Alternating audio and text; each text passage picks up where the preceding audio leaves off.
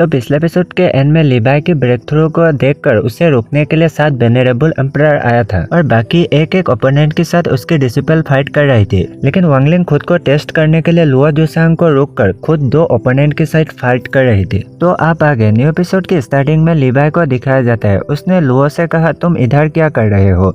Luo ने कहा, वांगलिंग अकेले ही 2 वेनरेबल एम्परर से फाइट करके खुद को परखना चाहती है, इसलिए मैं इधर चला आया।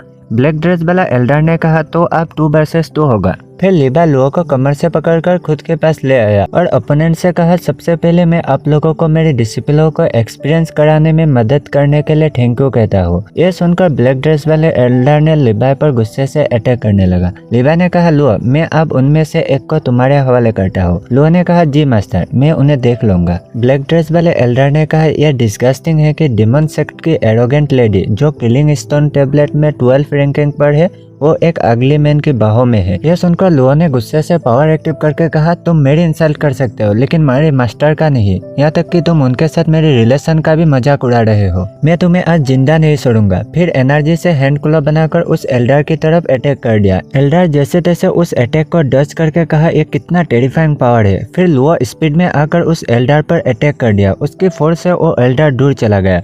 लिबाई ने कहा, यह सिलीगल अब भी इतने गुस्से वाली है। दूसरे ब्लैक ड्रेस वाले एल्डर ने बग की आर्मी को रेडी करके लिबाई से कहा, चलो इधर देखो, तुम्हारी ओपोनेंट मैं हो।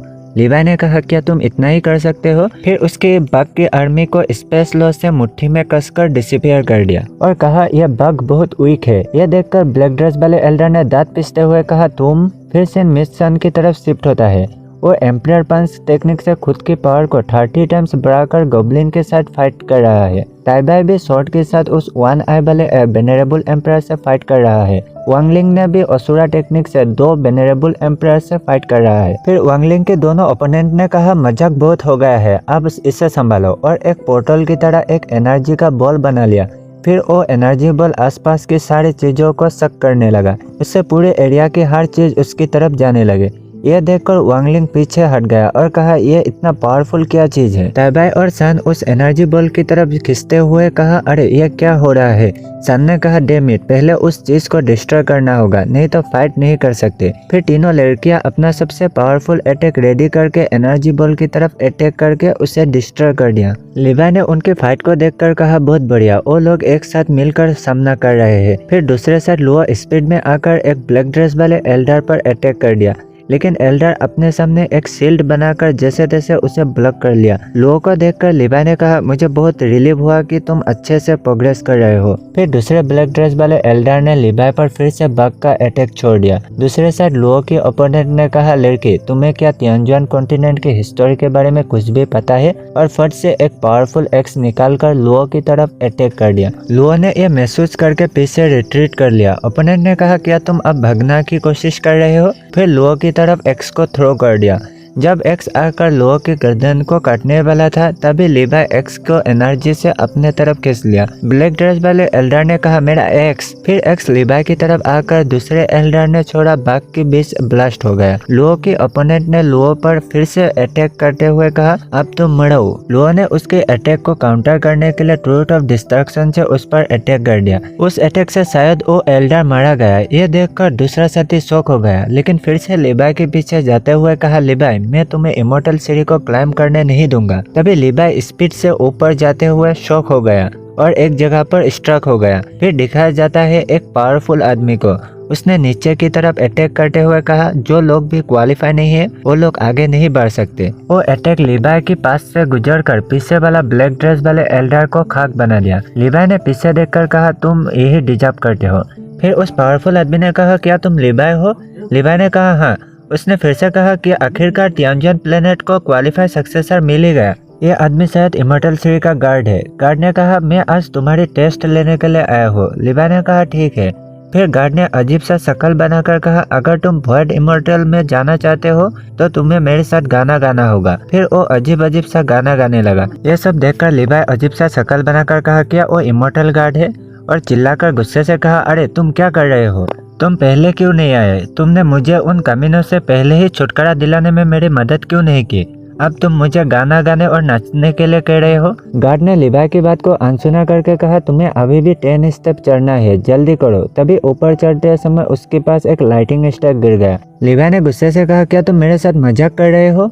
गार्ड ने कहा, मैं मजाक नहीं कर रहा हूँ। इमोर्टल सीढ़ी के आखिरी की 10 स्टेप पर डिफिकल्टी बहुत ज्यादा है। हर स्टेप पर हेवन एंड अर्थ को डिस्ट्रॉय करने का ताकत है। लिवाई ने कहा, ठीक है, बस अब एक ही स्टेप बचा है, मैं देखता हूँ कि तुम क्या कर सकते हो। गार्ड ने गुस्से से कहा, क्या तुम वाकई गाना नहीं गाओगे? लिवाई ने कहा, मैं यहाँ इमोर्टल सीढ़ी को चढ़ने आया हूँ, गाना गाने नहीं। तभी लिवाई एक जगह पर फ्रीज हो गया। फिर मन में कहा, अरे यहाँ क्या हो रहा है, मैं हिल क्यों नहीं पा रहा हूँ। गार्ड ने कहा, यंग मैन, मुझे तुम्हारा कैरेक्टर पसंद आया, लेकिन मैं कुछ नहीं कर सकता क्योंकि तुमने मेरी बात नहीं मानी। अब इमोर्टल सीढ़ी के टेस्ट को रुकना इम्पॉसिबल है।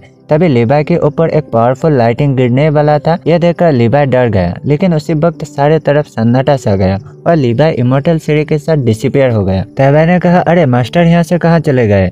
फिर सीन लिवाई की तरफ शिफ्ट होता है। उसने चिल्लाकर कहा, बास्टर्ड, मैंने इमोर्टल सीढ़ी का चढ़ लिया था, फिर मैं अभी तक वॉइड इमोर्टल रियलम में ब्रेक थ्रू क्यों नहीं किया? तभी वो गार्ड पीछे से निकलकर कहा, यंग मैन, ये एक स्पेस टाइम डिस्ट्रक्शन जोन है जो मेरे कंट्रोल में नहीं है। लिवाई ने उसकी दाढ़ी को खींचकर कहा, पहले ये बताओ, मैंने तो इमोर्टल सीढ़ी को क्लाइंब कर लिया था, तो मैं अब तक वॉइड इमोर्टल रियलम में क्यों नहीं पहुंचा? गार्ड ने कहा, बस करो, मैं तो बस तुम्हें चिढ़ाने आया था, लेकिन तुमने अभी तक इमोर्टल सीढ़ी को पूरी तरह से क्लाइम नहीं किया। तुम नाटक कर रहे हो, मैं तुम्हें अच्छे से जानता हूँ। लिवाई ने कहा, ओ तो बताओ मैं क्या नाटक कर रहा हूँ? गार्ड ने कहा, ब्रेट, तुम उतने ही होशियार हो जितना तुम्हारी उम्र में मैं था।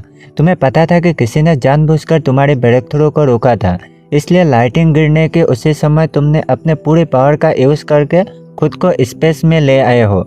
लिवाई ने कहा, तुम्हें आधा सही हो, मैंने अपने पूरे पावर का इस्तेमाल नहीं किया था, मैंने सिर्फ आधा पावर का ही यूज किया था। फिर उस ब्रेक थ्रू की एनर्जी को बाहर निकाल कर कुछ करने लगा। गार्ड ने कहा, अरे तुम क्या कर रहे हो? लिवाई ने कहा, तुम बस देखते रहो। फिर लिवाई ब्रेक थ्रू के बचा हुआ एनर्जी से खुद को रियल वर्ल्ड में ले आया। तभी नीचे से लोगों की डिसिप्लिन ने ऊपर की तरफ देखकर कहा, अरे उधर देखो, कुंगलुन पेविलियन अपीयर हो रहा है। मूनहार्ट पैलेस के लीडर ने कहा, मुझे लगा था कि लॉर्ड लिवाई अब नहीं रहे, चलो मुझे खुशी है कि वो अब ठीक है। फिर सीन लिवाई की तरफ शिफ्ट होता है। वो ब्रेक थ्रू की एनर्जी को कलेक्ट करके कुंगलुन पेविलियन के डोर पर अटैक कर दिया। उससे पेविलियन के सील्ड ब्रेक हो गया। लिवाई ने कहा, यही रियल इमोर्टल कुंगलुन पेविलियन होना चाहिए। फिर लिवाई उसके अंदर चला गया। पेविलियन के बैरियर ब्रेक होने के कारण लिवाई के डिसिप्लिन के ऊपर भी हल्की सी कुछ एनर्जी गिरने लगा, उससे उनकी इंजरी जल्दी से हील होने लगा। दूसरे साइड पेविलियन के अंदर लिवाई ने कहा, मुझे यहाँ हेवनली ऑरा फील हो रहा है, लेकिन मैं सिर्फ वेनरेबल एम्परर रियलम तक ही क्यों पहुँच पाया? क्या इमोर्टल सीढ़ी अभी तक मेरा टेस्ट ले रहा है या मुझे धोखा दे दिया? फिर लिवाई को बाहर से साउंड आने लगा, मेरे मास्टर को हराने से पहले तुम्हें मुझे हराना होगा। यह सुनकर लिवाई शॉक हो गया और मन में कहा, क्या वो लोग अभी तक नहीं गए? फिर सीन बाहर की तरफ शिफ्ट होता है। लोगों ने कहा, तुमने अभी अभी ब्रेक थ्रू किया है, इसलिए ज्यादा एरोगेंट मत बनो। तभी लिवाई उनके सामने आते हुए कहा, वेनरेबल एम्परर के 10 कल्टीवेटर, क्या आप लोग मेरे ब्रेक थ्रू से सेटिस्फाइड नहीं है? लुआ ने कहा, मास्टर आप आ गए हैं, ये लोग आपसे प्रॉब्लम क्रिएट कर रहे हैं। लिवाई ने कहा, इडियट लोगों की एक झुंड। एनवी ने कहा, कुंगलुन पेविलियन से निकलने वाले ऑरा से तुमने सिर्फ वेनरेबल एम्परर तक ही ब्रेक थ्रू किया है, तुम कितने बड़ा यूजलेस हो, बेहतर होगा कि वो ऑरा हमें सौंप दो। लिवाई ने कहा, अगर तुम ले सको हो तो उसे ले लो। फिर सभी ने एक साथ अटैक करके कहा, उसे मार डालो और ऑरा को कब्जा कर लो।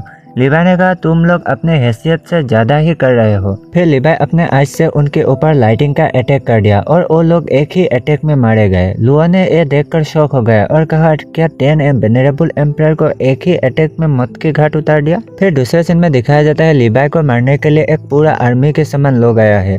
लिवाई ने कहा, बहुत बढ़िया, जितना लोग होंगे मेरी डिसिप्लिन को उतना ही एक्सपीरियंस मिलेगा, और कहा, डिसिप्लिन हमला के लिए तैयार हो जाओ, वेनरेबल एम्परर के सभी लोगों को मार डालो, तभी स्टोन टेबलेट में तुम लोगों की रैंकिंग अच्छा होगा।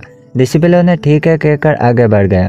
फिर दोनों पार्टी के बीच घमासान फाइट शुरू हो गया। लिवाई के डिसिप्लिन ने तो एनिमी को गाजर मूले की तरह काटने लगा। यह देखकर लुआ खुशी से ताली मारने लगा। फिर कुछ लोग लिवाई की तरफ अटैक के लिए आगे बढ़ने लगा। तभी लिवाई अपना पनिशमेंट हंटर लुआ को देखकर कहा, लुओ, इनको मैं तुम पर छोड़ रहा हूँ। लुओ ने कहा, क्या गॉड पनिशमेंट हंटर? एनमी ने कहा, सिली गर्ल, यह किस तरह का वेपन है? इससे लोगों की जान नहीं लिया जा सकता। लुओ ने कहा, एरोगेंट ओल्ड मैन, पहले इसे आजमा कर तो देखो। फिर लुओ ने गोल्डन हंटर से अटैक कर दिया। उस हंटर ने तो लोगों को एक साथ जकड़ कर ब्लास्ट करने लगा।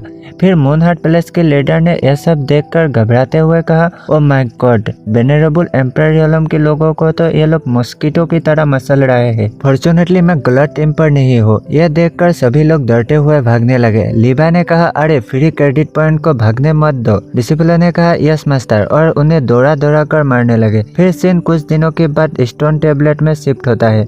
लीवाई और उसके सभी डिसिपलों के नाम किलिंग लिस्ट में 50 नंबर के अंदर आ गया और उनके साथ मूनहार्ट प्लेस के लीडर के नाम भी 50 नंबर के अंदर आ गया। फिर सीन किसी दूसरे जगह पर शिफ्ट होता है। दो आदमी एक पोर्टल ओपन करके किसी जगह पर अपीयर हुआ है।